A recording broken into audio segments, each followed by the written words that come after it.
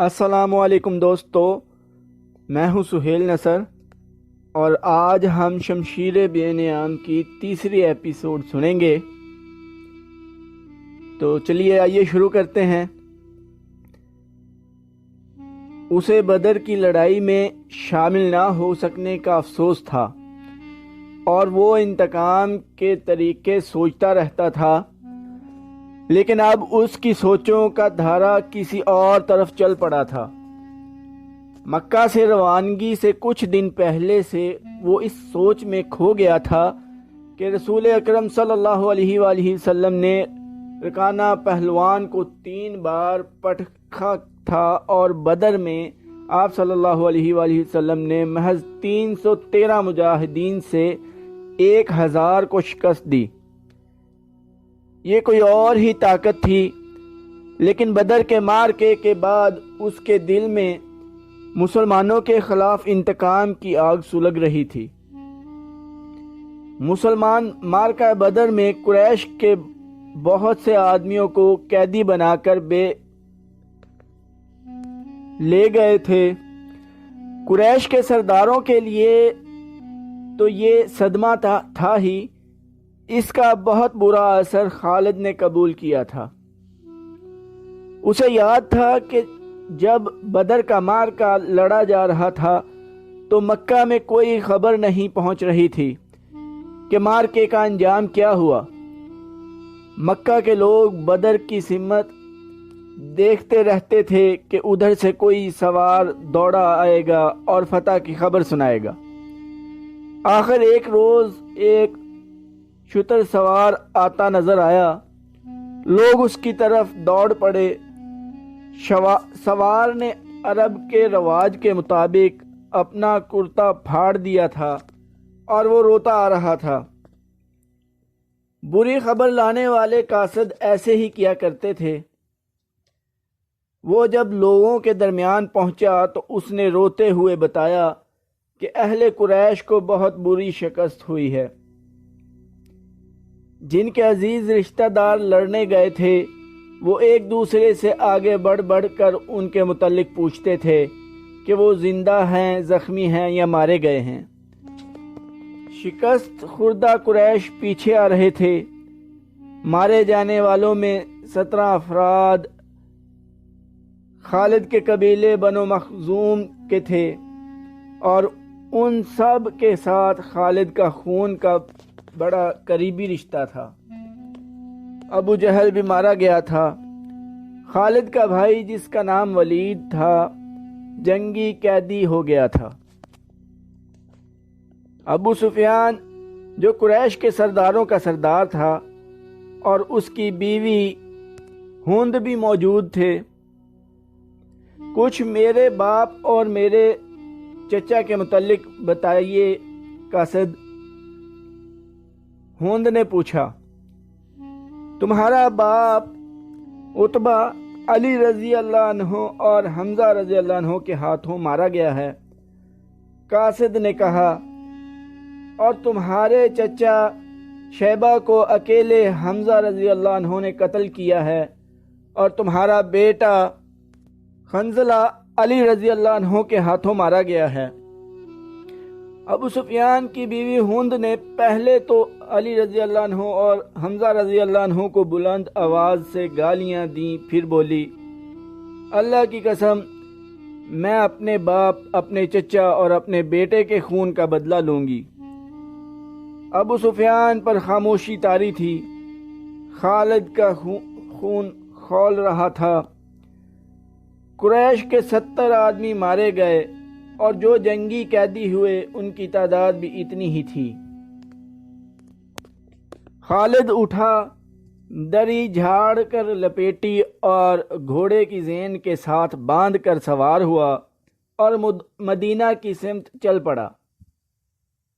اس نے ذہن کو یادوں سے خالی کر دینا چاہا، لیکن اس کا ذہن مدینہ پہنچ جاتا جہاں رسول اللہ صلی اللہ علیہ وآلہ وسلم تھے اور جو تبلیغ اسلام کا مرکز بن گیا تھا۔ آپ صلی اللہ علیہ وآلہ وسلم کا خیال آتے ہی اس کا ذہن پیچھے چلا جاتا اور اسے وہ منظر دکھاتا جن کے خالق حضرت صلی اللہ علیہ وآلہ وسلم تھے۔ اس کے ذہن میں ہوند کے الفاظ یاد آئے جو اس نے اپنے خاوند ابو سفیان سے کہے تھے، میں اپنے باپ اور چچا کو بھول سکتی ہوں۔ ہوند نے کہا تھا، کیا میں اپنے لختے جگر حنظلہ کو بھی بھول جاؤں؟ ماں اپنے بیٹے کو کیسے بھول سکتی ہے؟ اللہ کی قسم، میں محمد صلی اللہ علیہ وآلہ وسلم کو اپنے بیٹے کا خون معاف نہیں کروں گی۔ یہ لڑائی محمد صلی اللہ علیہ وآلہ وسلم نے کرائی ہے، میں حمزہ رضی اللہ عنہ اور علی رضی اللہ عنہ کو نہیں بخشوں گی۔ وہ میرے باپ، میرے چچا اور میرے بیٹے کے قاتل ہیں۔ میرے خون کو صرف میرے بیٹے کا قتل گرما رہا ہے۔ ابو سفیان نے کہا تھا، مجھ پر اپنے بیٹے کے خون کا انتقام فرض ہو گیا ہے۔ میں سب سے پہلے یہ کام کروں گا کہ محمد صلی اللہ علیہ وآلہ وسلم کے خلاف زبردست فوج تیار کر کے اسے آئندہ لڑنے کے قابل نہیں چھوڑوں گا۔ مشہور مورخ اور وقائع نگار واقدی لکھتا ہے کہ اگلے ہی روز ابو سفیان نے تمام سرداروں کو بلایا۔ ان میں زیادہ تعداد ان سرداروں کی تھی جو کسی نہ کسی وجہ سے جنگ بدر میں شریک نہیں ہو سکے تھے، اور ان میں سے ہر ایک کا کوئی نہ کوئی عزیز اس جنگ میں مارا گیا تھا۔ سب انتقام کا ارادہ لے کر اکٹھے ہوئے تھے۔ کیا مجھے زیادہ باتیں کرنے کی ضرورت ہے؟ ابو سفیان نے کہا، میرا اپنا جوان بیٹا مارا گیا ہے، اگر میں انتقام نہیں لیتا تو مجھے جینے کا کوئی حق نہیں۔ سب ایک ہی بار بولنے لگے۔ وہ اس پر متفق تھے کہ مسلمانوں سے بدر کی شکست کا انتقام لیا جائے۔ لیکن آپ میں سے اب کوئی بھی اپنے گھر میں نہ بیٹھا رہے۔ خالد نے کہا، بدر میں ہم صرف اس لیے ذلت میں گرے کہ سردار گھروں میں بیٹھے رہے اور ان لوگوں کو لڑنے کے لیے بھیج دیا جو قریش کی عظمت کو نہیں سمجھتے تھے۔ کیا میرے باپ کو بھی قریش کی عظمت کا خیال نہ تھا؟ خالد کے چچا زاد بھائی اکرمہ نے جو ابو جہل کا بیٹا تھا برہم ہوتے ہوئے کہا، کیا صفوان بن امیہ کے باپ کو بھی قریش کی عظمت کا خیال نہ تھا؟ تم کہاں تھے الولید کے بیٹے؟ ہم یہاں ایک دوسرے سے لڑنے کے لیے اکٹھے نہیں ہوئے۔ ابو سفیان نے کہا، خالد، تمہیں ایسی باتیں نہیں کہنی چاہیے تھیں جس سے کوئی اپنی بے عزتی محسوس کرے۔ ہم میں سے کوئی بھی عزت والا نہیں رہا۔ خالد نے کہا، ہم سب اس وقت تک بے عزت رہیں گے جب تک ہم محمد صلی اللہ علیہ وآلہ وسلم اور اس کے چیلوں کو ہمیشہ کے لیے ختم نہیں کر دیتے۔ مجھے اپنے گھوڑے کی سموں کی قسم، میرے خون کی گرمی نے میری آنکھیں جلا دی ہیں۔ ان آنکھوں کو مسلمانوں کا خون ٹھنڈا کر سکتا ہے۔ میں پھر کہوں گا کہ اب سردار آگے ہوں گے اور میں جانتا ہوں کہ میں میدان جنگ میں کہاں ہوں گا، لیکن جنگ میں ہمارا جو سردار ہوگا میں اس کے حکم کا پابند رہوں گا، اور اگر میں سمجھوں گا کہ سردار نے مجھے ایسا حکم دیا ہے جو ہمیں نقصان دے گا تو میں ایسا حکم نہیں مانوں گا۔ سب نے متفقہ طور پر ابو سفیان کو اپنا سردار مقرر کیا۔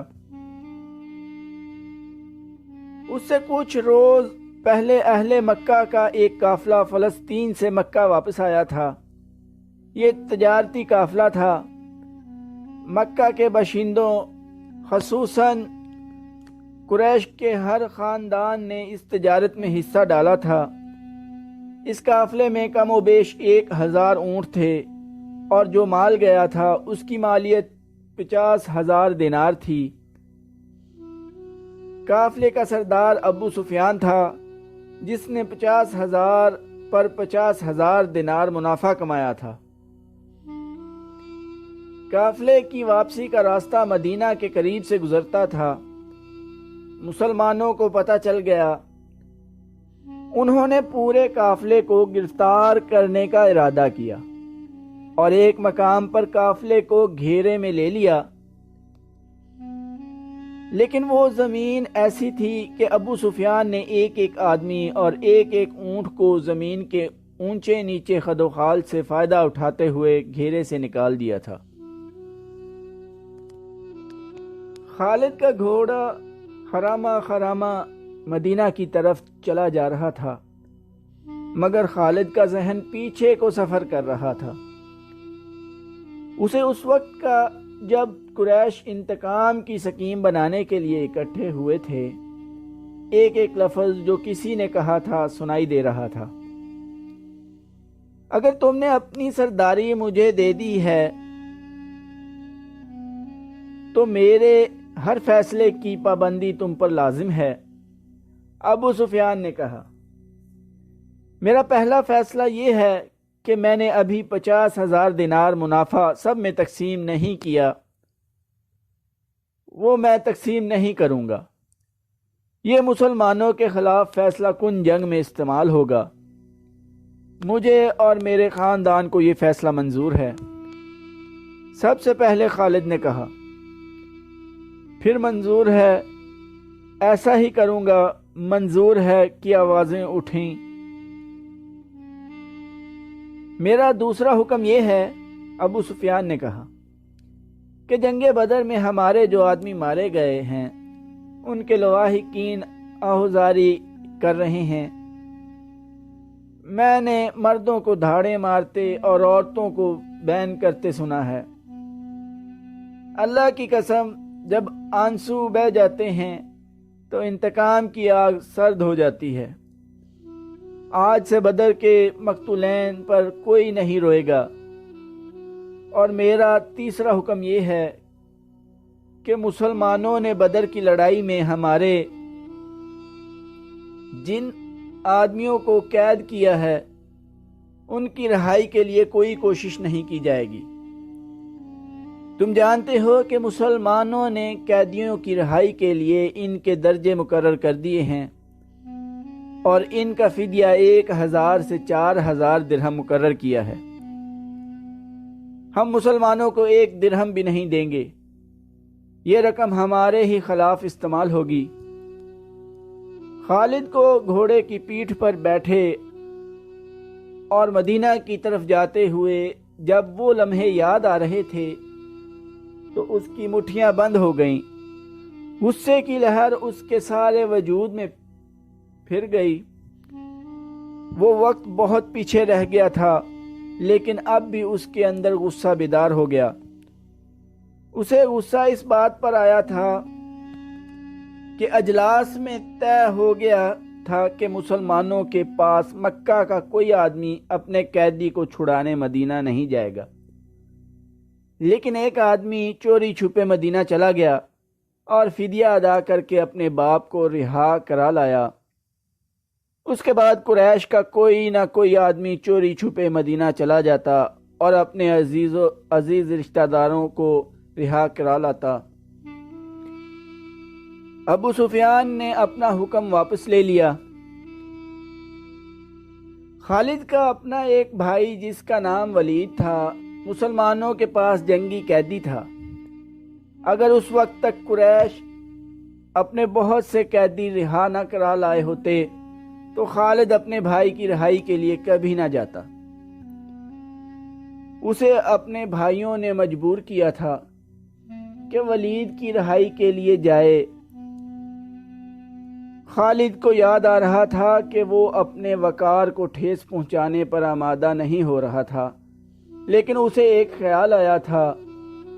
خیال یہ تھا کہ رسول کریم صلی اللہ علیہ وآلہ وسلم بھی اسی کے قبیلے کے تھے اور آج صلی اللہ علیہ وآلہ وسلم کے پیروکار یعنی جو مسلمان ہو گئے تھے وہ بھی قریش اور اہل مکہ سے تھے، وہ آسمان سے تو نہیں اترے تھے، وہ اتنے جری اور دلیر تو نہیں تھے کہ 313 کی تعداد میں 1000 کو شکست دے سکتے۔ اب ان میں کیسی قوت آ گئی ہے کہ وہ ہمیں نیچا دکھا کر ہمارے آدمیوں کی قیمتیں مقرر کر رہے ہیں۔ تو دوستو، آج کی ایپیسوڈ ادھر ہی ختم کرتے ہیں۔ چینل کو سبسکرائب کرنا نہ بھولیے گا اور کمنٹ باکس میں کمنٹ دیجیے گا اور ویڈیو کو لائک کر دیجیے گا۔